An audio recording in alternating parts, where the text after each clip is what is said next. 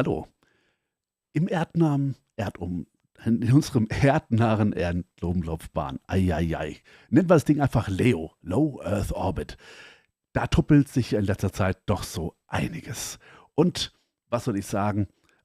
Also ich habe so ein bisschen das Gefühl, es wird immer mehr, geht es dazu über, dass wir da oben so eine kleine, Economy kriegen. Also, dass da oben Geld verdient wird, ja. Das fängt dabei an, ich sag mal, bei so Megakonstellationen wie Starlink, demnächst Kuiper.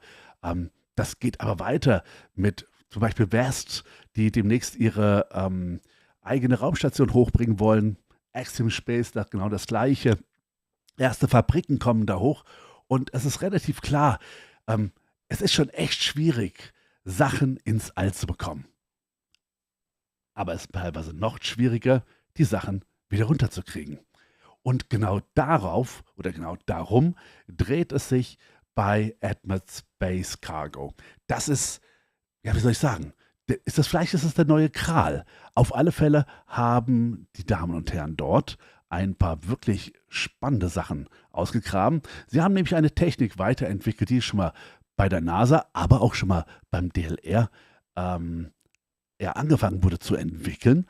Und sie haben sie, ich würde mal sagen, ziemlich innovativ weiterentwickelt. Darüber werden wir uns heute mit Harzner, meinem Gast, den ich habe, ein bisschen mehr plauschen. Nicht nur über die Historie, sondern über das, was jetzt als nächstes kommt und was das vielleicht auch für uns in naher Zukunft bedeuten könnte.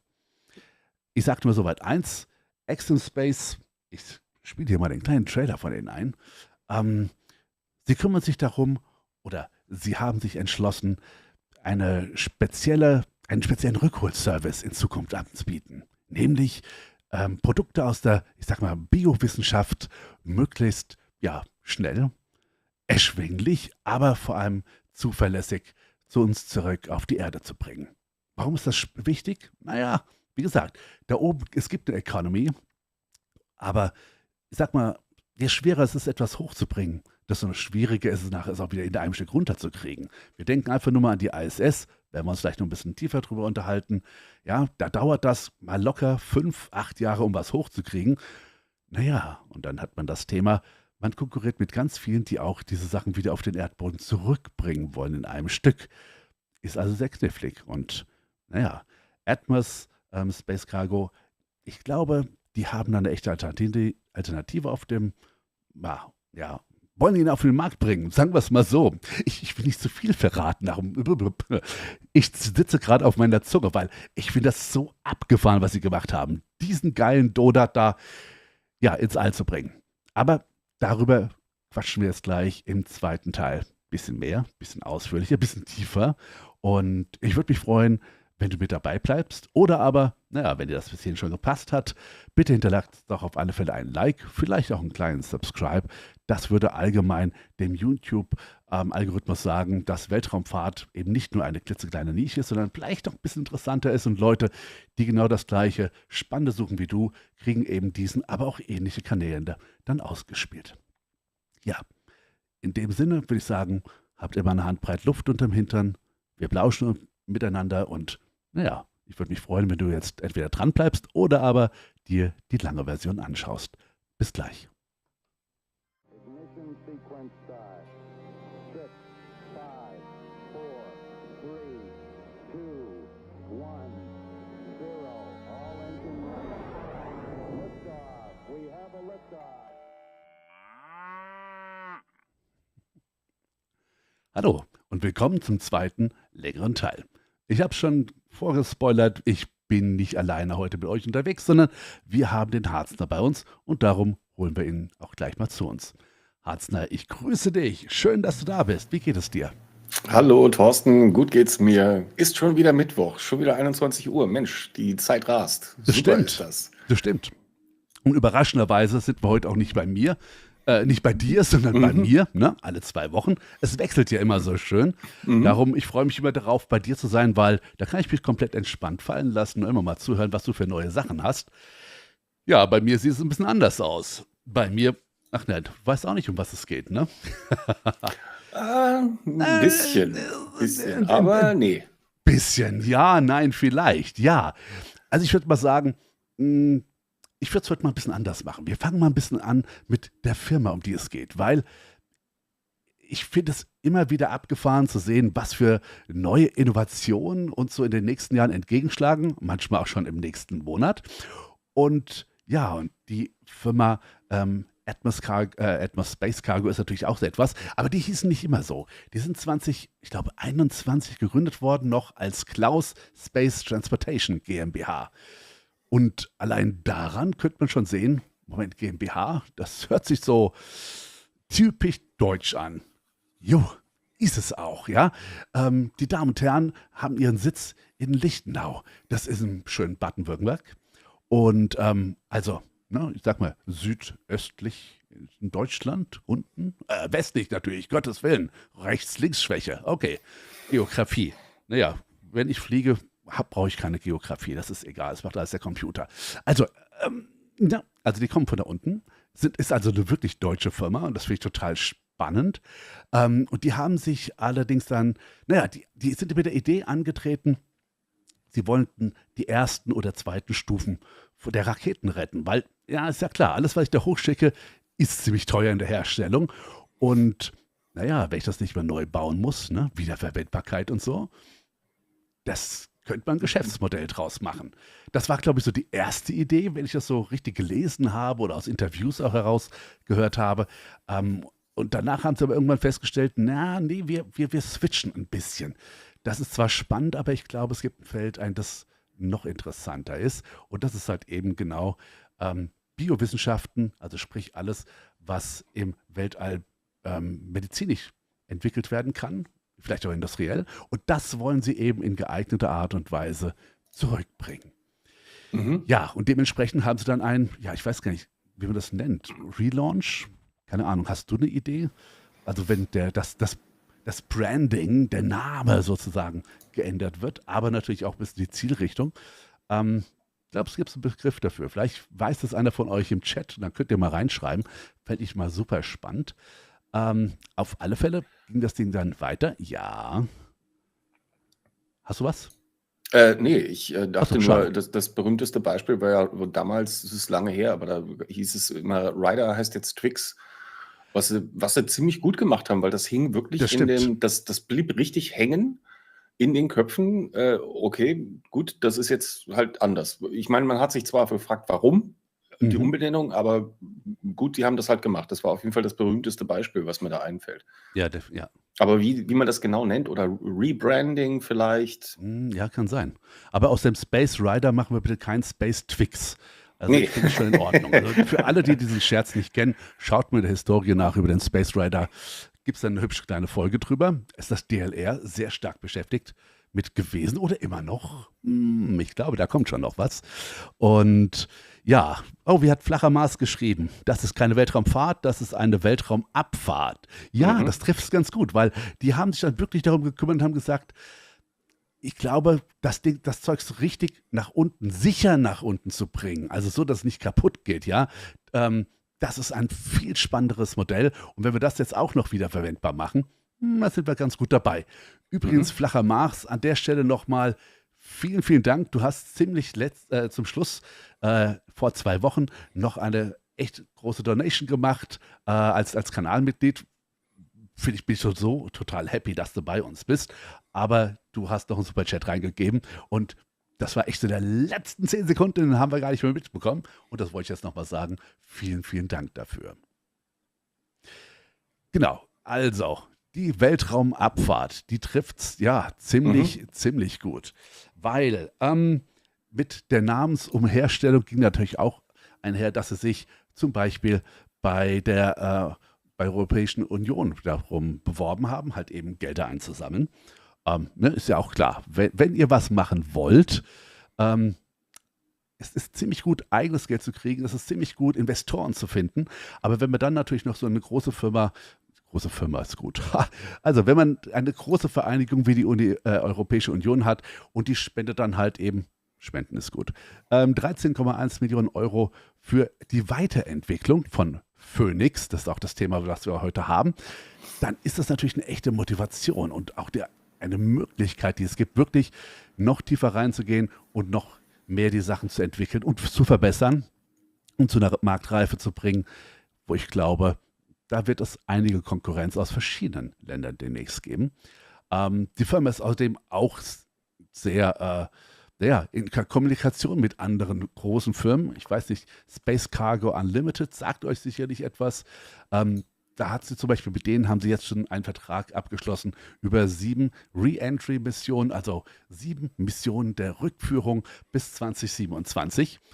Und auch da natürlich, gehe ich mal davon aus, wird ein bisschen Kleingeld übrig bleiben, was sie wieder in neue Entwicklungen reinbringen können.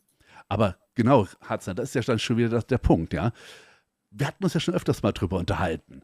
Wenn Sachen aus dem Weltall zu uns auf die Erde kommen wollen und das möglichst in einem Stück, ja, welche 3 Methoden fallen dir als erstes ein, die man anwenden sollte, um da etwas in einem Stück rauszukriegen? Weißt du es noch? Also das eine wäre ein Hitzeschutzschild, wenn es irgendwas ist, was wirklich wertvoll ist und Ja. vielleicht irgendwas Lebendes drin, so Menschen vielleicht, dann gute Flugeigenschaften und ein Hitzeschild wäre schon gut, in einem Stückchen unten anzukommen. Das andere wäre, du müsstest, wie heißt das bei Per Anhalter durch die Galaxis? Du musst neben die Atmosphäre fallen, glaube ich. Dann kommst du sicher runter. Nee, es war jetzt ein Scherz. Mir fallen keine 3 Methoden ein. Der Hitzeschild ist jetzt eigentlich so das Mhm. eine, was mir einfällt. Das Das andere war ein Fehler wäre. von mir. Nein, ich meinte, ja, okay, also es geht um den Hitzeschutzschild und es gibt auch die eine Möglichkeit. Also, naja, außer du hast so viel Energie, dass du auf einem Strahl von Abgas reitend nach unten gleiten kannst. Aber ich glaube, das ist echte Science Fiction, ja. Nee, mir geht es ein bisschen eher darum, was für Arten von Schutzschilden kann man sich ausleihen, ausdenken, aufbauen. Mhm. Und ich habe da mal so eine kleine Variante oder mal die initiale Variante mal vorbereitet. Also man hat sich, das seht ihr auch schon an den Jahreszahlen, also man hat sich in den frühen Tagen, als man angefangen hat, mit den Raketen herum zu experimentieren und sich schon überlegt hat, naja, wir wollen die Menschen auch wieder zurückbringen, sich angeschaut, was passiert denn da, wenn so ein Objekt verdammt schnell aus unserer Erdumlaufbahn wieder zurückkommt. Also sehr viel Geschwindigkeit hat, sehr viel kinetische Energie hat und die möchte man natürlich ein bisschen gerne abbremsen, weil so mit 7,8 Metern pro Sekunde in den Erdboden reinzuhauen, das ist kein echtes Abbremsen, das ist ein Krater produzieren. Kann sehr nett sein, haben Leute auch letztes Mal wieder auf dem Mond versucht. Einige haben es geschafft, einige haben es nicht geschafft. Die haben keinen Krater hinterlassen, die sind aufrecht gestanden oder sie haben sich entspannt hingelegt und haben zur Erde geschaut. Wunderschöne Bilder. Müsst ihr mal auf Twitter gucken. Man hat sich wahrscheinlich gedacht, Löcher buddeln auf der Erde ist ein bisschen einfacher mit dem Bagger. Da brauchen wir jetzt nicht noch Objekte aus dem Weltall runterballern. Also lassen wir die doch heil da oben und lassen die Löcher buddeln, überlassen wir mal den Leuten auf der Erde. Genau, ganz entspannt. So finde ich das auch. Ja, aber man hat halt eben überlegt, okay, wie muss denn überhaupt erstmal so ein Körper geformt sein, damit er, Geschwindigkeit verliert, weil wenn ich schon kein Triebwerk benutze, um abzubremsen, dann nutze ich einfach die Atmosphäre, die da ist. Ja, funktioniert auf dem Mond nicht, hat keine Atmosphäre, aber bei Erde, Mars und sogar auch bei einigen vielen anderen Monden geht das schon. Sag mal, hast du mitbekommen, dass die Anzahl der Monde vom Saturn sich schon wieder vergrößert hat? Nee, wundert mich aber nicht. Ich glaube, Das wir sind liegt jetzt bei einfach. 240 oder 250 Stück, irgendwas in dem Dreh war das. Also es hat mich, Ja. sagen wir mal, ein wenig irritiert. Dachte so, Alter, Das und wir ist, haben nur einen. ja. Macht mich schon ein bisschen, ja, neidisch. Darf man das so Das, sagen? also wenn du mich fragst, nur ganz kurz dazu, das liegt einfach an der Qualität unserer Messinstrumente, also unserer Teleskope, die werden einfach immer besser. Ja. Im Grunde kannst du aber eigentlich schon seit Jahren dir anschauen, dass Jupiter und Saturn speziell, das sind so die Staubfänger unseres Sonnensystems. Und da fliegt alles Mögliche rum. Ich Die glaube sammeln sogar alles ein. Ja. beim Saturn gibt es sogar einen Mond, der Aufhänger war für die Serie The Expanse. Der fliegt sogar in die falsche Richtung. Also der ist eingefangen worden und fliegt entgegen Mhm. der Drehrichtung aller anderen. Also da gibt es alles Mögliche, was da rumfliegt. Das kann man sich toll im Programm Celestia anschauen. Stimmt. Das Ja. kostet nichts. Wenn man da mal sagt, alle Planeten und alle Monde, dann siehst du einen riesigen wuselnden Wust. Staubball, da wo Jupiter und Saturn sind. Ja, und dieser Wustballen ist jetzt noch dichter geworden, dadurch, dass sie einfach mal die Menge, naja, also ich sage das mal übertrieben, verdoppelt haben. Na, sie haben es fast, genau. Aber jetzt schauen wir uns mal das Bildchen hier mal auf der Seite an, weil da seht ihr nämlich genau einmal den Körper, den sie als Versuch genommen haben. Das kommt von rechts, das ist das dunkle kleine Teilchen, und von links sozusagen kommt die Luft. Und da seht ihr wie so ein Halbmond oder ganz oben links erstmal so eine Spitze. Das ist nämlich diese Schockwelle, die eben die Luft, ja, ich sag mal durch diesen Druck vor dem Objekt hinwegschiebend, wie es sich aufbaut. Ja? Und da sehen wir schon, okay, ein Pfeil ist zum Abbremsen eine blöde Idee. Aber auch so jetzt so halbrund, was vielleicht aerodynamisch ganz toll ist es auch nicht unbedingt. Am besten scheint unten, genau, was war da? Missile Nose Cone 1953 bis 57. Also das ist relativ flach. Und rechts daneben ist ein Konzept von 57. Das sieht sogar fast noch am besten so aus, so wie wir es nämlich kennen. Kommen ist gut, kennen. Von den Apollo-Kapseln, aber auch von anderen Kapseln. Das heißt, hier wird dadurch, dass wir eben ein flach, aber trotzdem abgerundetes Profil haben, wird eine sehr konstante Frontlinie aufgebaut. Das ist, dazu muss man sagen, also das ist jetzt kein Meter in echt, sondern das sind ein paar Zentimeter, 20 Zentimeter, 28 Zentimeter, je nachdem, wie schnell man ist. Aber das heißt, alles, was da vorne dran ist, das, was so heiß ist, das heißt, die Luft, die erwärmt sich extrem, bis sie zum Plasma wird. Also das ist schweineheiß. Aber durch diesen kleinen Spalt dazwischen kommt eben nicht so viel Temperatur an eigentlich unsere Oberfläche wirklich heran. So, aber Oberflächen, das ist genau das, worüber wir uns jetzt gleich unterhalten, weil das kennen wir, das ist die Orion, ne? Das ist die aktuellste Variante von so einer Kapsel. Ja, stimmt das? Weiß gar nicht, Crew Dragon, wird man zu der eigentlich sagen, dass sie aktueller ist als die Orion? Oh, das würde ich mich nicht so aus dem Fenster lehnen. Würde ich jetzt nicht genau sagen können. Ich glaube, vieles im Weltraum, da ist es schwer generell, weil gerade bei SpaceX ist ja vieles in Bewegung und in Entwicklung. Und auch wenn es da viel Geschimpfe gibt, da läuft ja auch nicht immer alles perfekt, aber auch der Dreamliner von Boeing, das sind ja Starliner. Starliner, Entschuldigung. Jetzt habe ich es mit dem Dream Chaser und Starliner habe ich gerade durcheinander gebracht, ja. Da wird ja ständig dran entwickelt und gefeilt, um es noch besser zu machen. Also ist schwer zu sagen, wann ist es fertig, ne? Wobei, es war ja sehr fies, weil eigentlich ist es Äpfel mit Birnen vergleichen. Das eine Schiff ist dafür gebaut, wirklich nur von hier, ich sage mal, bis zur ISS und zurückzukommen. Ja, wir haben jetzt gesehen, man kann noch ein bisschen weiter rausfliegen. Aber so viel weiter nun auch nicht wiederum. Und die Orion ist halt schon dafür gebaut, unseren erdnahen Orbit auch mal zu verlassen. Ja, also das sollte zumindest als Möglichkeit haben, und sie soll ja demnächst auch leuchten, eben um den Mond einmal herum zu transportieren. Ja, also ich hatte ja mal das Glück gehabt, diese 4 AstronautInnen mal interviewen zu dürfen, ganz kurz. Das war schon super spannend, und die werden eben genau mit so einem Baby rumfliegen. Das kriegst du mit einer normalen Crew-Capsule an der Stelle nicht hin. Aber worauf ich hinaus will, ich habe ja vorhin gefragt, so, was sind die 3 Möglichkeiten, ne? Wie man ein Schutzschild bauen kann. Vielleicht Genau, wäre das Beste, ja. Und die erste Form, die wir jetzt hier haben, das ist die Form des ablativen Hitzeschutzschildes. Das heißt, diese Form ist sehr, sehr flach, die wir haben, damit sich einfach die Luft davor in Ruhe staut. Natürlich als so kleine Stoßwelle, und dadurch, ich gehe mal kurz weiter. Genau, das ist das Ganze von ein bisschen von nahen mal gefilmt, fotografiert natürlich. Und durch die Hitze wird jetzt dieses ablative Material, das wird abgebrannt, verkokelt, es dünstet aus, und dadurch, das heißt, das sind sogenannte Gase, die dort entstehen, und die bilden diese Schutzschild mit nach vorne. Und das brennt halt ganz in Ruhe ab. Und naja, man muss halt genau jetzt berechnen, wie dick ist dieses Material, was da aufgetragen wird.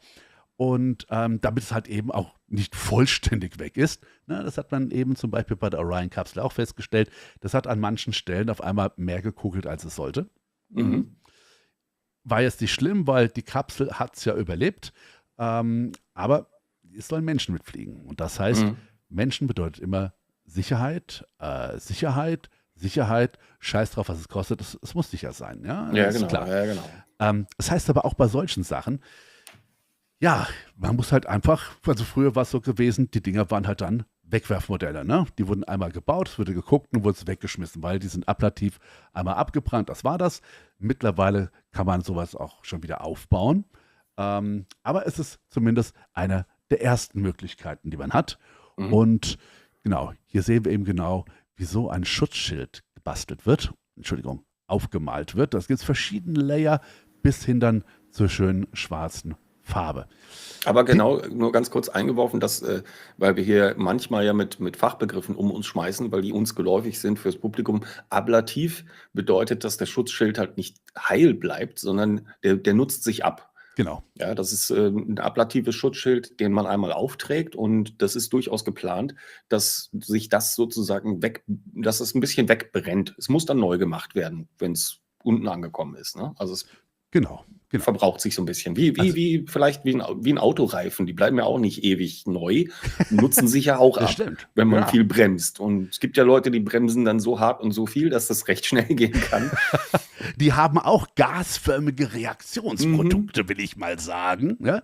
Die also auch entstehen, wenn genau das hier halt eben ja abbrennt und dann tritt Mhm. das sozusagen aus dem Hitzeschutzmaterial aus und blockiert sozusagen das Plasma außen herum. Genau. Ähm, Ja. Übrigens, Nebeneffekt, dadurch tritt natürlich auch wiederum auch eventuell eine Kühlung ein, ja? Je nachdem, was man da so für ein hübsches Zeugs benutzt. Und ja, das ist, glaube ich, meistens so ein Kohlefaserverbundstoff. Also das ist Variante 1. Variante 2, ja, wir haben ja keine Zeit, lasst uns vorangehen, ist, ihr kennt es noch, den guten alten Shuttle, das Space Shuttle. Ich liebe das Ding. Du liebst den Dream Chaser, den liebe ich eigentlich auch, aber das da ist die Mama davon, ja, das ist einfach, Wer hat's erfunden? Nicht wahr? ja, wer So, hat's erfunden? Es waren natürlich die Österreicher. ja. Ach, die Schweizer? Nein, auch Ich nicht. glaube, Ja, Schweiz war gemeint, ja, egal. die Schweiz war gemeint. Ja, ich Dummerler. Ich grüße alle Leute aus der Schweiz und aus Österreich. Schön, dass ihr dabei seid. Aber tut mir leid, ihr habt den Shuttle nicht, ihr habt vielleicht miterfunden. Das kann gut möglich sein, weil es sind ja einige an Wissenschaftlern nach Amerika gegangen, zur NASA, und haben damit geforscht. Also das, was da nämlich drauf ist, sind sogenannte Hitzekacheln. Weil man hat sich überlegt, ey, ist doch viel geiler, wenn man so ein Ding wiederverwendbar macht, ne? Nicht immer diese Schilde runterkratzen, neu drauf machen, sondern wir bauen einmal was wie ein Flieger, da hatten wir richtig schön Platz hinten drin, und unten kommen diese Kacheln drauf, die sind aus Keramik, oder eine Keramikart, das ist so eine Glasvariation, will ich mal sagen, und das ist total cool. Ähm, ja, das war eine Idee. Man hatte festgestellt, das ist keine so spannende Idee, weil jede einzelne Kachel, die man da hat, ist eindeutig. Hat eine Seriennummer, hat einen genauen Platz. Das heißt, nach jeder Landung musste man feststellen, verdammt nochmal, da sind ein paar beschädigt worden, da haben wir ein paar verloren, ja, muss man wieder ersetzen. Und die wurden nicht irgendwie so per Klick-Klack drauf gemacht, sondern die mussten speziell geklebt werden, da mussten spezielle Abstände eingehalten werden. Und Mhm. ja, darum ist halt eben zum Beispiel auch bei einem Unfall einer der Shuttle-Orbiter verloren gegangen. Und danach musste man, weil man fliegen wollte, nicht mehr irgendwo hinfliegen, sondern man musste zur ISS fliegen, damit man immer ein Rettungsboot hatte. Ja, und man hat Mhm. dann auch erstmal geguckt, also hat den großen Kanada-Arm genommen, hat mal drunter geschaut, ist denn noch alles da? Ja, und wenn nicht, hat man halt überlegt, was könnte man alternativ machen.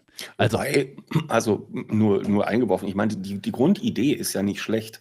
Also das war ja von der Idee her schon ganz gut. Es war halt ja, nur ein bisschen unglücklich in Bezug auf die Wiederverwendung, dass man diese Kacheln eben so platziert hat, dass sie alle so individuelle Formen hatten und dass eben nicht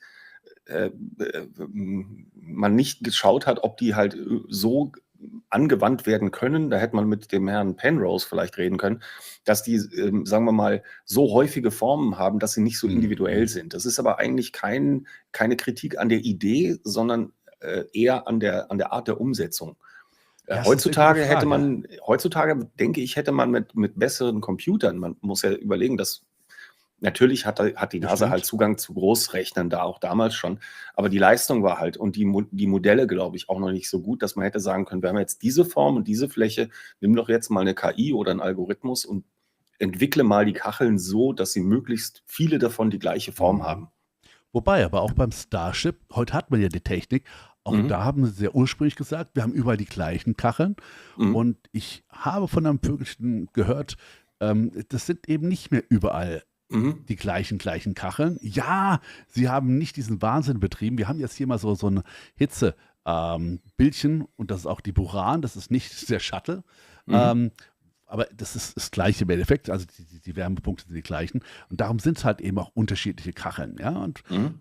Aber selbst da beim Starship gibt es unterschiedliche Kachelgrößen, Dicken, Formen und so weiter, wobei die haben alle Ja, ja. ihre Grundformen. Also ja, vielleicht wäre es besser geworden, kann gut sein. Ich meine, beim Dream Chaser wissen wir es nicht. Ich glaube, die wollen auch nicht alle Kacheln tauschen. Lassen wir uns überraschen. Und bei der Boeing X-37 wissen wir es nicht, weil das Ding ist so geheim. Ist überhaupt toll, dass wir mal ein Foto davon gesehen haben. Ich habe übrigens kein Cent hier dabei. Mhm. Ja, jetzt verlassen wir doch mal diese Wiederverwendbarkeit, weil das war toll, aber schweineteuer. Und zwar wirklich teuer. Hat funktioniert, aber war halt eben auch sehr anfällig. Und jetzt kommen wir zu einer neuen Variante, nämlich dem aufblasbaren Hitzeschild. Ja, also so wie ihr eure, aufblasbare Luftmatratze mit ans Wasser nimmt, einmal hinlegen, schön in der Sonne braten, aber auf dem Wasser, wunderschön, wir schwimmen drauf, bis wir abends mit der Sonne untergehen. Genau sowas hat man sich ja auch überlegt. Gibt es nicht die Möglichkeit,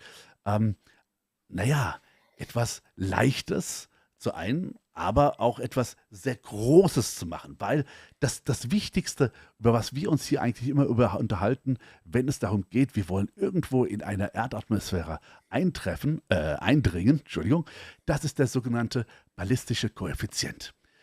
Der ballistische Koeffizient sagt aus, das ist ein Verhältnis, ne? Also wie viel Kilogramm Kapselmasse pro Quadratmeter Hitzschild habe ich denn? Weil ist klar, wenn ich alles auf einen einzelnen Punkt konzentriere, das ganze Gewicht, dann ist es natürlich eine sehr, sehr hohe Zahl. Das heißt aber auch, ich dringe sehr schnell und sehr tief in die Atmosphäre ein. Es wird also alles sehr schnell, sehr heiß, geht ab. Wohingehend, wenn ich ein relativ geringes Gewicht habe, bremse ich natürlich schon sehr vorher ab, weil ich habe eine viel größere Oberfläche, wo ich eben genau so eine Schockwelle erstmal aufbauen kann. Ja? Und das Ding, ja, das ist natürlich, also das, was wir jetzt hier gerade sehen, die Variante, das ist aus dem Lofit-Programm. Loft-It heißt das Ding. Lofit-Programm ist gut. Das ist Lofted. Kommen wir gleich nochmal in Ruhe dazu. Das Ganze hat 2007, 2009 angefangen, und zwar im Rahmen des das HIAT-Programm, wollte ich nämlich sagen. HIAT. Das war Hypersonic Inflation Aerodynamic Decelerator. Auf Deutsch aufblasbare Luftmatratze, die einfach schnell abbremst. Warum? Große Fläche, ne? Und je größer die Fläche, ne, desto besser verteilt sich das Gewicht, desto mehr bremst das Ding schon auch bei einer sehr dünnen Atmosphäre ab. Ja? Und da hat sich halt überlegt, das wäre doch eine tolle Idee. Ja, warum sieht das Ding aus wie ein Fahrradreifen? Und warum ist es aufblasbar? Ihr wisst ja, die Raketen heutzutage sind nicht riesengroß oder noch nicht. Ja? Darum hat man sich überlegt, warum packen wir nicht unseren Schutzschild einfach schön zusammen, sodass wir eben in so eine ganz kleine Schutzhülle, sogenannte Fairing, bei der Rakete reinpassen. Und wenn wir dann im All sind, dann blasen wir uns auf, machen also eine verdammt große Oberfläche in Relation zu unserem Gewicht und darum können wir dann viel langsamer und entspannter runter.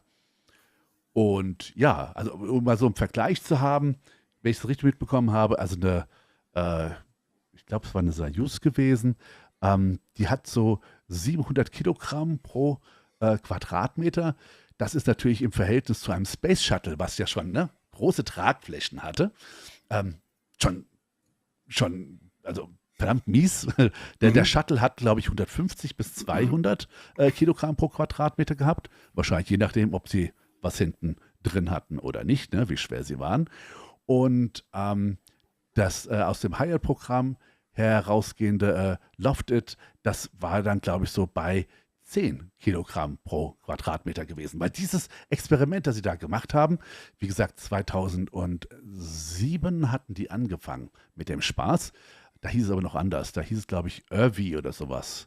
Irvi 1, 2, 3 gab es. 2007, 2009, 2012.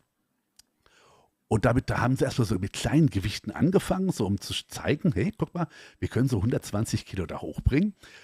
Und dann 2022 haben sie gezeigt, wisst ihr was, Freunde der Nacht, das können wir skalieren.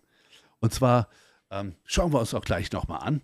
Genau, ich hatte eben schon gesagt, also das Ding sieht aus wie ein Gummireifen. Das stimmt. Allerdings gibt es bei dem guten Stück 2 Ebenen, also bei der Variante, die NASA gebaut haben. Das da ist die strukturelle Ebene. Das heißt, wir haben hier 7 oder 8 Schläuche, die aufgeblasen werden mit Kohlendioxid und die bilden die Struktur. Aber das ist natürlich nicht so richtig, wie soll ich das sagen, der Hitze entsprechend gut, weil das macht nur erstmal die Grundform. Was wir brauchen, ist noch ein Schutzteil, was darüber geht. Und das haben wir hier, weil jetzt sehen wir eigentlich hier gerade das Experiment, tatsächlich, ob das Ding auch wirklich sich entfaltet. Das heißt, wir haben nochmal so eine Schutzfolie, die drüber kommt und die tatsächlich dann diesen Widerstand gegen die Hitze bilden kann. Also nichts Ablatives irgendwas, sondern wirklich einfach ein gnadenloser Schutzschild. Und die beiden zusammen sind jetzt sehr, sehr leicht, haben eine sehr große Oberfläche und sind zusammen auch noch ziemlich leicht. Und das ist natürlich eine ziemlich geile Ausgangsbasis. Mit diesem Teil, was wir jetzt hier sehen, haben die 1224 Kilogramm aus dem LEO, also aus dem erdnahen Erdumlaufbahn, herunter auf die Erde gebracht, in einem Stückchen. Warte mal, da habe ich doch schon was vorbereitet. Ja, er zuckt, das finde ich total nett, aber eigentlich soll er nicht zucken, sondern er soll eigentlich zum nächsten übergehen. Ich glaube, jetzt sind wir jetzt zu weit gesprungen. Inzwischen können wir, während du halt vielleicht noch ein bisschen lustierst, können wir ja noch mal darauf hinweisen, dass es durchaus sinnvoll ist. Es geht ja nicht um uns, sondern YouTube muss ja noch lernen, dass dieser Kanal sehenswert ist. Deswegen klickt doch bitte auf den Like-Button, wenn euch das hier gefällt. Dann kriegt der Algorithmus von YouTube auch mit, dass ihr sowas gerne seht und dann wird es auch anderen Leuten ausgespielt, genau, die vielleicht auch Interesse an sowas haben. Bei der Gelegenheit. Das wäre bei der Gelegenheit wirklich wahnsinnig gut. Genau, also. Im Moment hat er keinen Bock. Ach, jetzt sehen wir es zumindest. Also, was wir hier jetzt gerade sehen, ist tatsächlich der Start der 2022 gewesen ist. Doch, das war 2022. Ich überlege gerade noch mal, auf was für eine Rakete die den ich glaube, das wäre eine Atlas 5 war das gewesen, von Vandenberg aus, ist das Baby nach oben gebracht worden. Danach hat sich die Oberstufe einfach umgedreht, ein bisschen Gas gegeben, die andere Richtung gegeben und hat eben jetzt hier diesen Low-Fit-Demonstrator ausgeschickt. Das heißt, das, was ihr in der Mitte seht, das ist eben dieses Gewicht von 1,224 Tonnen. Und was sehr schön ist, genau, was man nicht so schön sehen kann von hier aus ist, also da ist natürlich in diesem mittleren Element sind alle Sachen drin, die ihr braucht. Oder nein, die das gute Stück braucht. Erstmal, dass es sich überhaupt aufbläst. Zweitens, dass es natürlich auch Kontakt oder Funkkontakt zur Erde hat, die Daten übertragen kann und so weiter. Jetzt sind wir schon wieder bei der Landung. Ich schau mal, ich glaube, ich habe da was Besseres vorbereitet. Ja, das ist jetzt mal der Blick nochmal von unten in diese Struktur, wenn sie aufgebaut ist. Und da sehen wir auch schon, der Herr, der da so ganz entspannt auf der Leiter sitzt, darüber ist eben genau der Bereich, wo wir 2 große Pressluftkartuschen hatten oder haben, die das Ganze aufgeblasen haben. Das hier ist nochmal die Struktur. Jetzt sehen wir vielleicht auch, was das Ding so im Einzelnen besteht. Da ist natürlich auch eine Menge Avionik mit dabei, weil nicht, dass ihr jetzt denkt, das Ding haben die einfach nur runtergeschickt und gehofft, dass es irgendwo aufkommt, sondern tatsächlich das Ding kann auch ein bisschen steuern, indem es einfach sein Gewicht hin und her schiebt. Und gehen wir mal weiter. Heute ist er irgendwie sehr entspannt, der Computer. Das Das haben wir doch schon mal gehabt. Ja, nein, das Bildchen oder das Videochen, was ich euch zeigen wollte, mag er heute nicht ausgeben, was sehr, sehr schade ist. Ich schaue nochmal ganz kurz nach. Der Computer hat sich einfach aus Solidarität gegenüber seinen langsameren Vorgängern ein bisschen gebremst. Das muss man nachvollziehen können. Er denkt eben auch sehr gerne an die Computer vor seiner Zeit, die damals eingesetzt wurden. Das Ich ist eigentlich bin nur reine ganz Sympathie sicher. gegenüber den Kollegen. Das muss man nachvollziehen können. Ne? Also, Ich bin ganz sicher, genau, ja.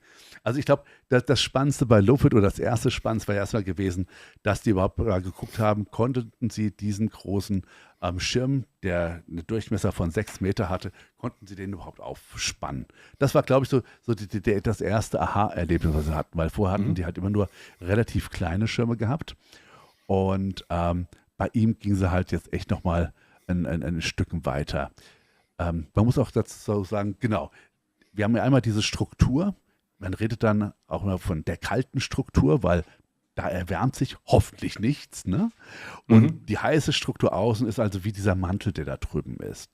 Was wir jetzt hier sehen, ist eben einmal die tatsächliche Aufnahme, die mit verschiedenen Kameras gefahren wurde. Hier jetzt gerade auf der rechten Seite, links die Animation, wie es sein sollte. Hier sehr, sehr schön sehen wir eben, wie Lofit gerade in die Atmosphäre eindringt. Und da sehen wir auch, und vor allem auch wirklich ja, einen schönen Streifen hinter sich lässt, weil ja, außen die Haut, die erhitzt sich halt wirklich sehr, sehr stark und schafft es aber genau, diesen Druckpunkt auch auszuhalten, sodass eben die innere Struktur nicht in irgendeiner Weise beschädigt oder kollabiert wird. Also genau, und damit hat die NASA damals gezeigt, hey, guck mal, das ist eine Technik, die kann funktionieren. Ja, und hat natürlich dann die Leute aufgefordert, ja, tut was doch mal dran und schaut mal, ob ihr das nicht sinnvoll verwenden könnt, weil das ist natürlich klasse, weil alles, was ich an ablativen Sachen irgendwie sparen kann, bei mir drauf zu spachteln, sind Kilos, die ich mir nach oben bringe. Alles, was ich mich größer mache, bedeutet auch, ich kann mit viel höherer Geschwindigkeit in die Atmosphäre eindringen, weil auch klar, wenn ich sehr, sehr spitz bin, ja, das heißt also, ein sehr hohes Gewicht auf den einzelnen Punkt bringe. Das heißt, ich komme sehr viel tiefer in die Atmosphäre hinein, bremse also auch sehr viel später. Es wird alles sehr viel heißer und es sind auch viel mehr G-Kräfte, die auf meine Ware, die da drin ist, halt eben auftrifft. Wohingehend, wenn man eben solch ein System hat, bremst man sehr, sehr früh. Dementsprechend, ich glaube, die haben eine Belastung von 3,5, 4 G da drauf. Also etwas, was also auch viele Proben auch wirklich ziemlich entspannt mitmachen können. Bettina Ja. Koser ist ein Kanalmitglied geworden. Herzlich willkommen. Hallo Bettina, sehr schön. Ich danke dir dafür. Klasse. Das unterstützt das, was ich hier mache. Und das ist, ja, tut unheimlich gut. Für alle anderen heißt es, da kommst du nicht rein. Da kommst du nicht rein. Bettina, Nein. ja. Aber Bettina schon. Wenn ihr dabei sein wollt, ja, kommt ran. Wir haben auch einen ganz, ganz tollen Discord. Da tun wir auch immer nach unseren Pläuschen oder genau, auch immer wieder miteinander uns unterhalten. Auch über andere Sachen. Neben halt diesem Stream auch. Daher, da ist jeder willkommen dabei zu sein. Das wir jetzt hier gerade mal sehen, ist zum Beispiel so ein Versuchsjob, den sie gemacht haben. Der liegt ein paar Tage schon zurück. Was ich sehr spannend fand, ich glaube, das ist aber noch aus der Zeit, genau, als es darum eher von der Idee her ging, die erste Stufen einzufangen, sicher nach unten zu bringen. Und zwar so sicher, dass, ne, ihr kennt das ja, Salzwasser ist ein böses Ding. Das brennt in den Augen wie die Sau. Auch wenn man vom Tauchen kommt und seine Taucherbrille absetzt und dabei vergisst, dass da oben noch Wasser drauf ist. Ziemlich eklig. Aber Tauchen macht Spaß, kann ich euch sehr ans Herz legen. Fast so gut wie Fliegen. Aber egal. Genau. Die haben also damals schon kräftig viele Sporen gesammelt und das war halt einer der Versuche, wo sie gezeigt haben, ihre Idee funktioniert. Hier jetzt erstmal nur mit einer Komponente, die jetzt die eben genau geschwindigkeitsverringernd ist und aber auch genau schützend für die gesamte Stufe. Die wird nämlich einfach mit umhüllt. Ihr könnt das jetzt schön sehen. Ich weiß jetzt gar nicht mehr, ich glaube, das war die Dame gewesen, die oben diese Stufe, sag ich mal, in den Händen hält und die lässt sie jetzt gleich raus und in der Stufe drin ist natürlich eben genau dieser, ich sage mal, dieser Flugkonkon. Kokon. Wir fliegen Kokon, Mhm. genau. Der Flug Kokon, genau. 3, 2, 1 und ab damit. Da geht das Ding runter. Und da sehen wir nämlich jetzt gleich, wie es wusch macht. Aha. Und es geht auf. Stimmt. Ich wollte eigentlich vor euch noch anfüttern sagen, ja, wir haben nämlich hier ein luftatmendes System. Was ist denn das? Und genau das werden wir uns jetzt gleich nämlich bei Phoenix 1 anschauen, weil, also erstmal das Ding hier, fand ich schon Respekt, das Demosystem unterhalten und das fliegt mit Bandwagon 3. Und ratet mal, wo wohl die nächste Variante von Phoenix mitfliegt. Richtig, bei Bandwagon 3 jetzt im April. Und darum bin ich auch auf die gekommen, weil ich habe zwar vorher schon mal eine Meldung von denen gehört und dachte so, wow, coole Sache, ja. Aber nein, die sind schon richtig mit dabei und das ist nämlich eben das gute Atmos oder das Phoenix 1 System, worum es heute geht. Und zwar das ist das weiße Teil, was da vorne dran ist. Ja. Bevor wir weitermachen, muss ich aber kurz darauf hinweisen, dass wir einen Superchat bekommen haben von Hey, Ninja von Stern. Danke dir. Danke dir, Ninja. Das geht in die große Kasse für Amerika rein, da freue ich mich schon drauf. Dementsprechend gibt es auch im April vielleicht mal eine Live-Schalte aus den USA, aber leider keine Folge, zumindest von meinem Kanal. Ich glaube, Harsner bei dir dann auch nicht, weil ich glaube, du begleitest mich dabei, habe ich Ja, gehört. ich glaube, in der Zeit, wo du in den USA bist, bin ich ein bisschen beschäftigt, auch in den USA zu sein. Also das, müssen wir, ja, das ist dann halt so, nicht wahr? Zufall. Aber vielen Dank nochmal, Ninja Stern. Genau, vielen, vielen Dank dafür. Also das, ja, unterstützt uns und bedeutet uns einfach was. Das ist toll. Das ist ein Cheeseburger mehr, wenn wir da sind. Wenn wir mal Hunger haben, denken wir an dich. Wir werden das sehr gut einsetzen, keine Angst. So, genau. Also, wir haben einmal den reinen Druckkörper von Phoenix und wir haben nachher sozusagen die aufblasbare Variante. Und das hier ist der Druckkörper. Der Druckkörper besteht zum einen natürlich, ist klar, aus unserer Nutzladebucht. Aus unserer Nutzladebucht. Ich könnte vielleicht auch noch ein bisschen an meinen Formulierungen arbeiten. Also, erst einmal, das Ding hat einen Durchmesser von 1,5 Metern. Ja, da ist natürlich drin, ja, die Nutzlast. Das ist das Ding, was in der Mitte ist, was oben diese 3 hübschen Kästen hat. Auf die kommen wir nachher sicherlich noch zu sprechen. Die haben auch so einen Durchmesser von 3/4 Meter, also 0,75 Zentimeter waren es genau. Das Ding hat so eine Gesamthöhe von 1,20 Meter. Wobei auch hier Nutzlast ist, glaube ich, nicht ganz 1,20 Meter, ich glaube, es ist 1 Meter, 90 Zentimeter, so in der Höhe. Und da seht ihr natürlich schon relativ gut. Also Nutzlast zu dem, was es nachher schützen soll, ja, unserem aufblasbaren Schutzschild, ist so ungefähr 1:1. Also um genau zu sein, das Ding hat ein Gewicht von 200 Kilogramm und allein die Nutzlast dürfen 100 Kilogramm sein. Und damit haben wir natürlich schon, naja, wenn sich das Ding dann nachher aufdüdelt, kommen wir gleich dazu, haben wir ein ziemlich gutes Verhältnis, weil der Schutzschild selbst nachher geht auf 6 Metern rauf und das heißt, er hat eine Vergrößerung um, glaube ich, 20-fache, so in dem Dreh. Ui. Ist also schon wirklich von dem, was vorher mal wirklich in dieser Fairing, also in der Schutzschitte von der Nase oben, von der Falcon 9 drin war, zu dem, was nachher da runterkommt, das ist schon ein ganz schöner Unterschied. Diese Struktur ist so auf einem kohlefaserverstärkten Verbundstoff aufgesetzt. Und das, was ihr da unten seht, ist natürlich zum einen Avionic. Ja? Das ist jetzt in der ersten Variante noch, ja, wie soll ich sagen, relativ durchgestreamt, relativ einfach gehalten. Also ich meine, die sagen dazu, das Ding soll zwischen 3 Stunden und 3 Monaten oben bleiben. In der ersten Variante glaube ich es noch nicht ganz, weil ich habe zumindest nicht genau gesehen, wo jetzt die Solarkollektoren sein könnten. Aber ich bin ziemlich sicher, das ist auch für den ersten Flug gar nicht angedacht, weil hier geht es darum, ja, auf der einen Seite natürlich Experimente zu machen, aber das Wichtigste ist eigentlich Messdaten zusammenmelden, weil man will nämlich wissen, funktioniert das System. Da unten sind noch rechts und links so ein paar Düsen, auf die kommen wir jetzt ziemlich gleich, weil ich habe euch ja versprochen, euch zu verraten, warum das Ding luftatmend ist. Ja. Achso, das ist das Bildchen. Genau, so sieht es als Risszeichnung aus. Und jetzt kommen wir eben, Moment, genau, also, wenn sich das gute Stück entfaltet, ja, gehen wir nochmal 1 Zentimeterchen zurück. Das hier. Das, was ihr hier seht, ist jetzt gerade den Blick hinein in den Donut. Und zwar auf die Seite, die nach vorne nachher zeigt, wenn das gute Stück in die Atmosphäre eindringt. Das ist sozusagen der tiefste Punkt. Das ist natürlich aus einem Kevlar-Material, ich glaube, es war Kevlar gewesen, ich bin jetzt nicht ganz sicher, Korrekturen gerne unten in den Kommentaren, dass sozusagen die Schnauze, die da vorne dran ist. Der Stoff, der außen herum ist relativ leicht. Übrigens, das Schild gehört nicht ganz zu den wiederverwendbaren Sachen. Der wird ausgetauscht, ist aber nicht so teuer, habe ich in dem einen Interview mitbekommen.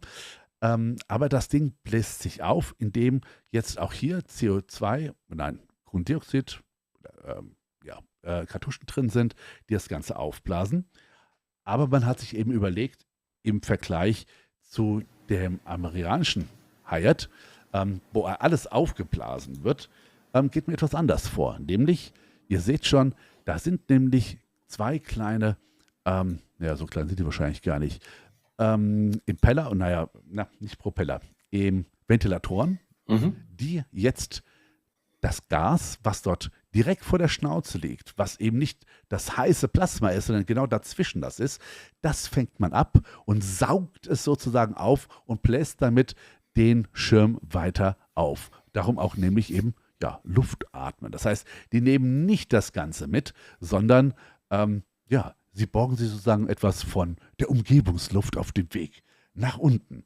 Und das finde ich ist eine abgefahrene Idee, weil dadurch natürlich auch wieder, es wird Gewicht gespart. Ja? Man nimmt nicht alles mit. Man nimmt etwas in situ, man nimmt etwas mit, was man dort hat.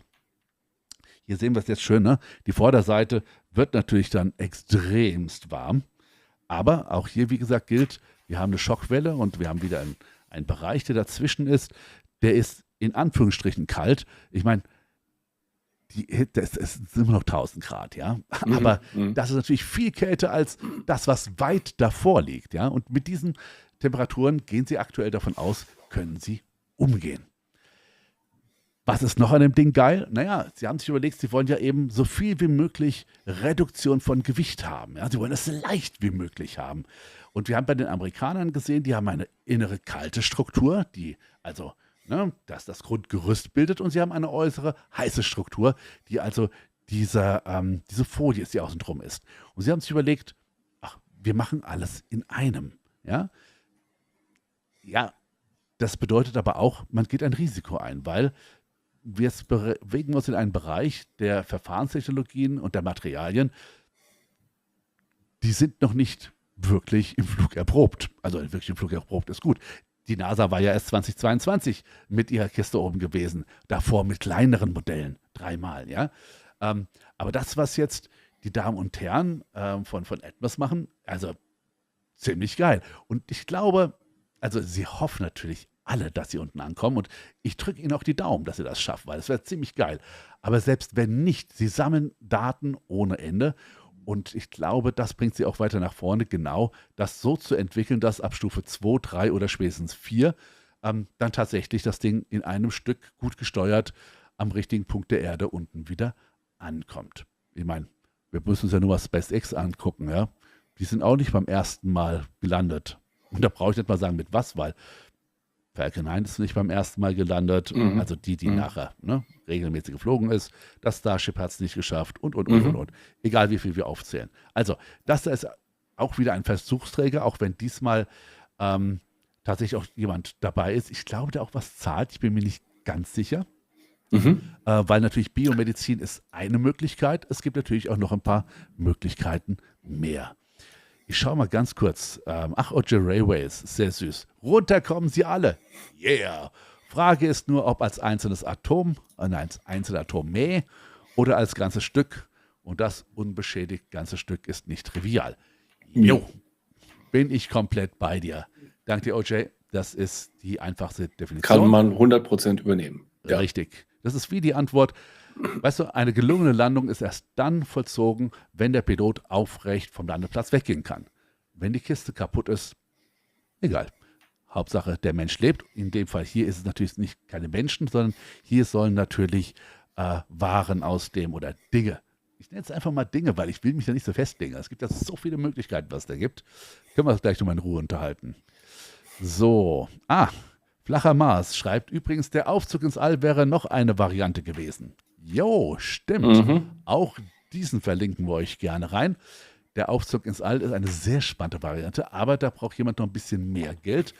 Und es gibt auch noch ein paar Kleinigkeiten, die man lösen sollte. Die Materialien, es ist nur ein klitzekleines Teil, was man lösen sollte. Es gibt dann noch ein paar mehr Sachen, da haben wir uns drüber unterhalten gehabt. Ich danke dir, Flacher Mars. So, was haben wir noch? OJ Railways schreibt, können wir die ganze Energie nicht irgendwie noch nutzen, wie beim Rekuperieren mit dem E-Auto? Also technisch ist das nicht trivial und man kann so viel Energie auch nicht so eben mal speichern. Ich denke einfach nur mal an das Space Shuttle. Ja? Diese Kacheln, die da drauf waren, die haben ja die Energie zum einen abgestrahlt, zum anderen aber auch gespeichert. Darum, ihr konntet so eine Kachel direkt aus dem Ofen rausnehmen und an den Enden locker in der normalen Hand halten, weil das Ding hat keine Energie in dem Moment, wo keine zugefügt wurde, mehr abgegeben. Die hat sie gespeichert. Das hieß aber auch, dass der Orbiter, wenn er unten am Boden war, stimmt, das Bild habe ich hier gar nicht dabei gehabt. Habe ich nämlich gemacht gehabt. Egal. Das ist nämlich erstmal an 2 große Transportwägen dran gehangen worden, die die ganze Zeit den Orbiter belüftet haben. Weil der nämlich so heiß war, dass die Kiste auch noch, einige Tage später verdammt warm war. Also ja, vielleicht könnte man so etwas speichern. Die Frage ist aber, ob das die Ausbeute nutzt, vor allem, weil auch hier gilt wieder, du brauchst ja einen richtigen Speicher dafür. Und den musst du mit nach oben bringen. Das kostet wieder Geld. Ja. Und da weiß ich nicht, ob das eine so gute Sammlung von Energien wären. Also, ob sie das rechnet. Also ich würde es bezweifeln. Aber OJ, spannende Idee. Schließt sich sogar noch ein Kommentar an, nämlich genau vom Flachen Mars, der meinte, die Technik, was du gesagt hast, die Technik zur Rückgewinnung ist eine gute Idee. Also zu überlegen, kann man diese immense Hitze nicht noch tatsächlich nutzen und irgendwie verwerten oder speichern? Ja, aber wenn du da jetzt Technik reinbauen möchtest, um eben diese Energie umzusetzen oder zurückzugewinnen, dann musst du die halt auch mit hochschießen. Hast also wieder unter Umständen ein Gewichtsproblem. Genau. Für die Kupferrohre, für den Wasserkreislauf, fürs Teekochen oder ähnliches. Das ist halt schwierig. Ne? Man möchte es halt, glaube ich, wie du gesagt hast, die höhere Priorität, jetzt bin ich auch ein bisschen durcheinander mit der Sprache, die höhere Priorität ist sicherlich die Gewichtseinsparung, denke ich. Definitiv. Also momentan schon. Und OJ hat ja nachher auch geschrieben, aber Energierückgewinnung bei Wiedereintritt wird in einiger Zeit vielleicht auch nochmal relevant. Hey, wir sind ganz am Anfang von einem verdammt spannenden Bereich, einer spannenden Ära, ja. Wir gucken in Science Fiction rein, wo ich mit einem Straßenshuttle einfach mal schnell starte, mal schnell zum Mond fliege oder Mars und wieder zurückkomme, ja, und einfach irgendwo auf dem Planeten lande. Ey, das ist Science Fiction, aber davon haben wir vor 10 Jahren noch nicht richtig träumen können. Und was SpaceX halt einfach aufgeräumt hat, ist diese Idee mit, wir schmeißen die Raketen weg und dadurch, dass wir sie wiederverwendbar machen, werden sie schweinebillig. Und wenn sie das mit dem Starship hinkriegen, dann werden sie noch billiger. Und das bedeutet, noch mehr Firmen können daraus einen Business Case machen, können also sagen, wir nehmen Geld in die Hand und versuchen wirklich etwas im All zu produzieren. Und jetzt kommen wir wieder an den Punkt, hoch ist cool, aber wir brauchen es wieder runter. Und wenn wir das Ganze noch nicht in einem drin haben, weil klar, das Starship ist zwar schweinegroß, aber es gibt auch, guckt mal, es gibt riesige LKWs auf der Straße, es gibt aber auch ganz, ganz kleine, wie nennt man die Dinger, Dreiräder, mit denen Sachen ausgefahren werden, ja. Es gibt für alles immer seinen richtigen Einsatz, ja. Und ich glaube, das da ist eben genau die Marge oder die Nische, dass du, was weiß ich zum Beispiel, in einer Haven 2, du produzierst etwas, ja. Du kommst mit einem Starship an, da sind 10 Tonnen Material drauf und jetzt produzierst du erst einmal, was weiß ich, ein paar Wafer für Microchips, ja. Und die sind fertig. Und wenn sie fertig sind, dann können sie nach unten abgeladen werden. Das sind dann keine 10 Tonnen, sondern das erste Mal 500 Kilogramm. Das nutzt ja vielleicht schon. Also runter damit. Und dafür ist sowas cool. Oder Mhm. Biomedizin, ja. Ja, mein Herz, mein armes Herz, bitte. Ich brauche ein neues. Ja, okay, wir drucken dir eins im All. Ist in Mhm. Ordnung. Brauchen halt nur Stammzellen von dir. Wir schießen sie hoch, wird produziert, kommt wieder runter. Dazu muss kein ganzes Starship landen, weil das wäre ein verdammt teures Herz. Ich meine, das ist immer noch teuer aktuell Mhm. ne, Mhm. mit sowas, aber ich kann mir sowas vorstellen. Sowas wäre schon spannend. Dann Podcast-Fan schreibt, Win-Win ist doch das Objekt unbeschadet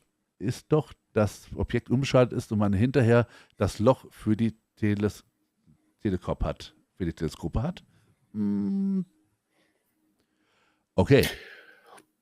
Den ersten Teil kann ich nachvollziehen. Also wenn das Objekt unbeschadet unten ankommt, da sind wir Definitiv. 100%ig bei dir. Was du jetzt mit dem Loch für das Teleskop meinst, also üblicherweise hinterlassen die keine Löcher, wo man gut durchgucken kann, wenn sie runterkommen. Daran Vielleicht- arbeiten wir noch. Ja, oder vielleicht einfach durch diese Wolkenformation oder vielleicht auch vielleicht ein Loch zurück. Oder aber, ich meine, der Donut hat ja auch sowas wie ein Loch, ne? Mhm. Und das Ding scheint ja auch gut zu schwimmen. Ne? Könnte ich mir schon interessant vorstellen. Podcast-Fan, danke dir an der Stelle. So, was haben wir hier noch? Für die Rückholung eines CubeSats reicht auch ein Wok. Ja, klar. Ich wollte auch schon immer auf dem Wok durch die Erdatmosphäre reiten und flacher Mars, ich bin sicher, damit kriegt man auch ein CubeSat nach unten. Aber wir wollen ja Ja. mal mehr nach unten bringen, ja? Und Wie das gesagt, Blöde ist, in dem ja. Wok kannst du leider nichts kochen, weil der wird außen warm. Er müsste eigentlich innen warm sein, damit das Gericht fertig ist, wenn es unten ankommt. Aber Ja, beim doch, CubeSat, naja, Der ist dann halt auch gut durch. Ja, also, komm. Ja.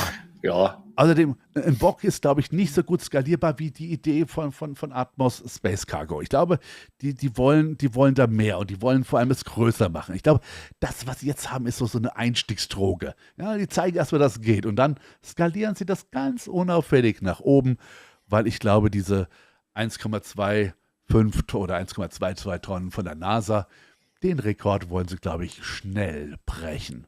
Fände ich cool. Übrigens fällt mir gerade ein, die Russen haben das Ding auch schon mal probiert, ist aber schief gegangen. Keine Ahnung warum. Aber guck mal, Freidenken, ich grüße dich. Der ist gerade auch irgendwann in letzter Zeit dazugekommen. Mhm. Hallo, Sehr schön. Freidenken. Genau. Liebe Grüße in die Runde. Gut, dann haben wir zumindest die Sachen soweit durch. Und genau, das Wichtigste war im Februar gewesen, fällt mir gerade noch ein. Da gab es von der FAA die Freigabe für den Start. Ne? Wir wissen ja, auf einem amerikanischen Startplatz hat die FAA das was zu sagen. Und solange wir noch hier keinen europäischen Launcher haben, sieht es auch etwas schlecht aus damit. Ja, aber die Animation kennen wir schon. Gehen wir doch mal weiter Richtung Zukunft. Ach ja, genau. Das sind diese luftatmenden Ventilatoren, die Luft absaugen. Also die sind natürlich aus einem Material, das extrem hitzebeständig ist. Sind halt 1000 Grad. Hui. Heiße Session. Also sehr, sehr, sehr, sehr, sehr, sehr, sehr spannend. Genau. Hier haben sie, das fand ich auch klasse. Übrigens natürlich alle Bilder, die ihr hier seht, habe ich natürlich von der Firmenwebseite gemacht, heruntergenommen, außer die Bilder der NASA, ist auch klar. So, das war der Einbau, genau, weil, wenn sie im April starten wollen, ja, also Bandwagon 3 ist für den April angesagt, ich weiß noch nicht genau wann. Und Harzner, ich habe so das Gefühl, vielleicht haben wir ja Glück, ne? Weil April Möglicherweise. kann Anfang, es kann aber auch Ende April sein. Wir lassen uns mal überraschen. Mal schauen. Es ist zumindest noch nichts veröffentlicht und ich hoffe mal, dass was kommt. Aber jetzt kommen wir zur Zukunft, weil, also in der Nähe sehen wir Atmos, ne? Mit ihrer Phoenix-Kapsel und dem EDA, also dem Teil unserem aufblasbaren Schutzschild, mit dem sie zurückkommen wollen. Das bedeutet aber nur, man bringt etwas zurück, was im Weltall ist. Man sollte vielleicht auch erstmal etwas ins Weltall bringen. Und darum hat man sich auch schon mit einem anderen deutschen Launcher zusammengetan, nämlich mit der Rocket Factory Augsburg, kurz RFA genannt. Kennt ihr wahrscheinlich auch schon alle. Die sind ja auch gerade dabei, ihren Launcher in die richtige Richtung zu schubsen. Und ja, man hat sich natürlich überlegt, das wäre doch cool, wenn man da nicht was zusammen machen könnte. Also unabhängig entwickeln sie jetzt alle ihre Sachen, diese beiden. Aber die sind auch schon so ausgelegt, dass sie miteinander arbeiten können. Darum auch die Renders sehen sehr stark nach dem aus, was auch bei RFA publiziert wurde. Also sehr, sehr geil. Und jetzt kommen wir zum dritten im Runde, nämlich Yuri, dem sogenannten Science Taxi. Das sind nämlich wiederum genau diese Proben- und Entwicklungsbehälter. Auch das ist natürlich eine eigene Disziplin für sich. Und jetzt habe ich vergessen, wo Yuri ist. Oh Gott, die nehmen mir das übel. Bin ich ganz sicher. Ich muss nochmal nachgucken. Liefere ich euch nochmal nach. Aber alle drei zusammen haben tatsächlich ein Abkommen untereinander geschlossen und haben gesagt, okay, wir entwickeln uns vor uns hin und wenn das alles klappt und wir alle soweit sind, wann auch immer das sein wird, dann bieten wir ein richtiges Rundum-Sorglos-Paket einfach an, weil RFA bringt uns nach oben. In Yuri können die entsprechenden Experimente oder Produktionen zum Beispiel auch relativ kurzfristig durchgeführt werden. Ihr müsst mal überlegen, auf der ISS gab es jetzt 3000 Experimente. 2000 davon allein waren biochemische Experimente gewesen, also ein tierisch breites Feld, wo auch die ganz Großen der medizinischen Wissenschaft natürlich rumhängen. Also ich glaube, da gibt es nicht nur genug Geld, sondern auch genau Ideen und Aufgaben, die man machen kann. Und jetzt sind wir wieder bei dem Punkt, ne? Starship, es wird alles günstiger, das ist geil. Das heißt auch, es können immer mehr Ideen wirklich auch umgesetzt werden und verprobt werden. Also ich glaube, es gibt eine super spannende Zeit, der wir jetzt entgegenschauen. Also ich bin ja total brrr, ja, und würde mich echt freuen, wenn jetzt auch der erste Versuchsflug im April von Atmos wirklich auch gelingen würde, weil das würde, glaube ich, dem ganzen Team extrem viel Selbstsicherheit geben, noch mehr in die Entwicklung von 2 reinzuhängen und damit natürlich noch mehr dem Ziel entgegenzukommen, da zu einem richtigen Return-Provider, habe ich jetzt mal erfunden, keine Ahnung, in der Richtung sich aufzubauen. Weiß nicht, wie gefällt dir die Idee, Harzner? Ja, insgesamt ist das eine tolle Idee. Das ist halt eben noch so ein Baustein, wo ich in den letzten Jahren eben immer weiter empfinde, dass die einzelnen Puzzleteile in der Raumfahrt plötzlich immer besser zusammenpassen.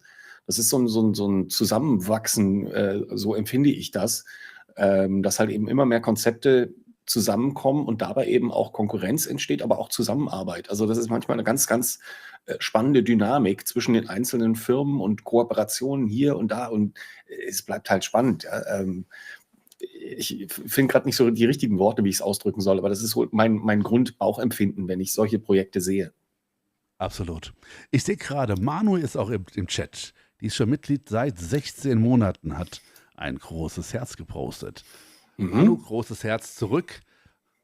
Vielen, vielen Dank, dass du da bist und vor allem, dass du auch Kanalmitglied bist und uns auch sehr, sehr aktiv mich da an der Stelle unterstützt. Das ist, Manu ist auch gleichzeitig unsere Mod der ersten Stunde, als wir wann haben wir eigentlich angefangen? Aber wir haben doch schon wieder bald Geburtstag. Also ich habe zumindest bald Geburtstag. Ja.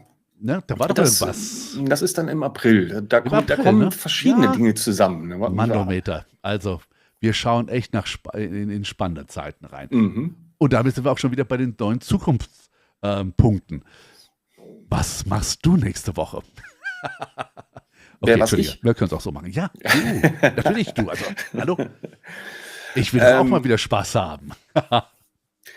Ich weiß es tatsächlich noch nicht so ganz. Ich bin ein bisschen gespalten. Das Thema, was ich jetzt in letzter Zeit behandelt habe, da ging es um Sterne aller Art. Und das ist aber noch nicht so ganz abgeschlossen. Es könnte sein, dass wir uns nächste Woche mal mit schwarzen Löchern beschäftigen. Das wäre noch so die letzte große Lücke, auch wenn das schon sicherlich oft und viel behandelt wurde, wäre das eigentlich der nächste logische Schritt, dass wir uns mal damit beschäftigen, was man sich darunter vorstellen kann, wo sie gefährlich sind und wo sie nicht gefährlich sind. Und da versuchen mal gar nicht so in die wissenschaftliche Tiefe zu gehen, sondern eben, wie es bei mir häufig oder bei uns eben Sache ist, ein allgemein gutes Verständnis dafür zu entwickeln, auch ohne Physikstudium im Rücken. Das wäre eine Möglichkeit. Es kann unter Umständen sein, dass noch was anderes wird, aber sehr wahrscheinlich schauen wir uns das mal an. Hört sich gut an. Übrigens, ich habe eben gerade noch gesehen, 0815 schreibt, das Konzept könnte in Verbindung mit Asteroidenbergbau interessant sein. Ein Großteil davon muss ja auf dem Erdboden und wenn es funktioniert, lässt es sich sicher skalieren. 0815, genau richtig, ja. Wobei ich glaube, also dass wir skalieren, ist definitiv ein Punkt.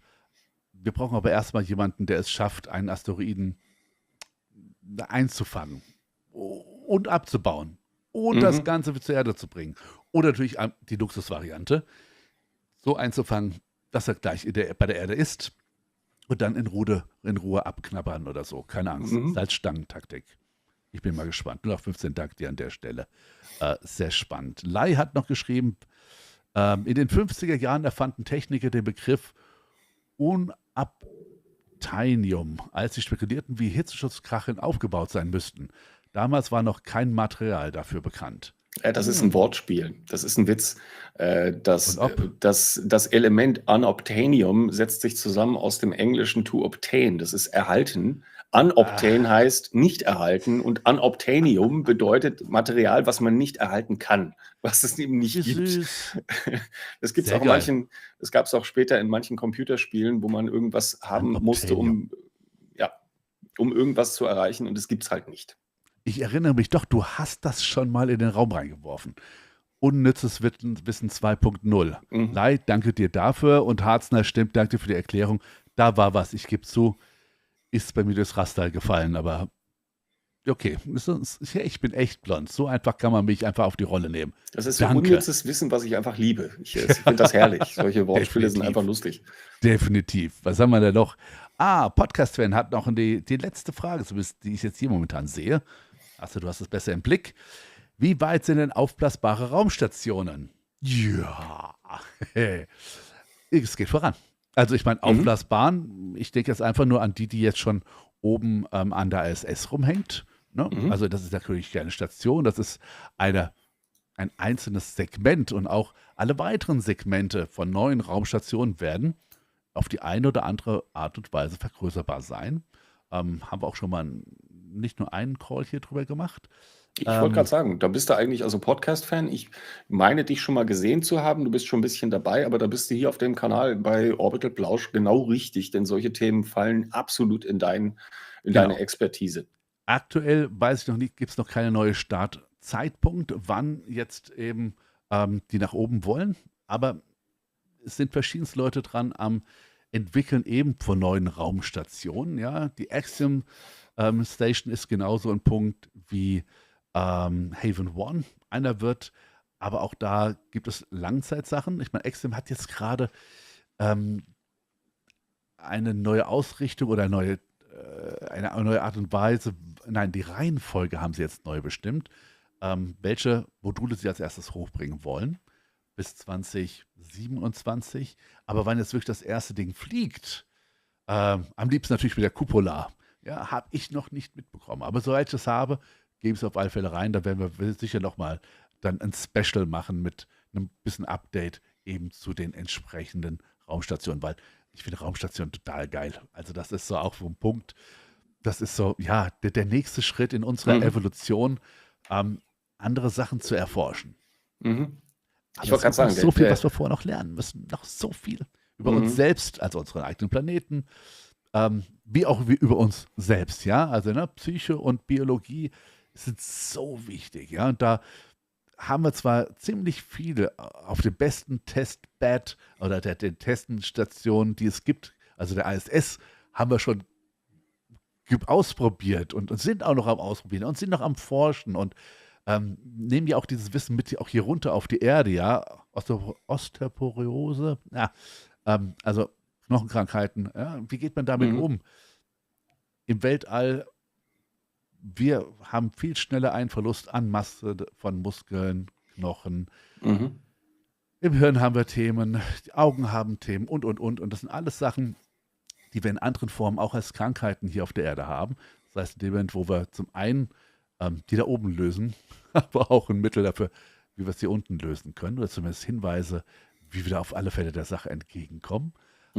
Aber die Sache müssen wir halt lösen, bevor wir eben irgendwo anders hinfliegen, was weiter als der Mond ist. Und selbst der Mond, ja, lassen wir uns mal überraschen.